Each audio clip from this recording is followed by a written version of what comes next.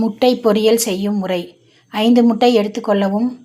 பிறகு 3 பெரிய வெங்காயத்தை பொடியாக நறுக்கி வைத்துக்கொள்ளவும். பச்சை மிளகா 2 அதையும் பொடியாக நறுக்கி வைத்துக்கொள்ளவும். கருகாப்பிலை, கொத்தமல்லி தழை இவை இரண்டையும் பொடியாக நறுக்கி வைத்துக்கொள்ளவும். பிறகு ஒரு வடசட்டியில் எண்ணெய் ஊற்றி சிறிதளவு கடுகு போட்டு தாளித்து நறுக்கி வைத்த வெங்காயம், பச்சை மிளகா, கருவேப்பிலை, கொத்தமல்லி தழை இவை அனைத்தையும் சேர்த்து வதக்கவும்.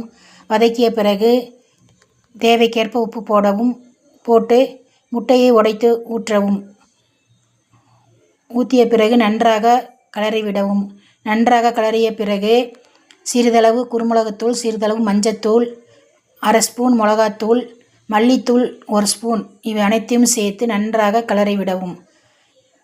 நன்றாக முட்டை வதங்கிய பிறகு மேலாக தேங்காய் சிறிதளவு ஊற்றி இறக்கினால் சுவையான முட்டை பொரியல் ரெடி. இது அரிசி பருப்பு சாதத்துக்கும் தக்காளி சாதத்துக்கும்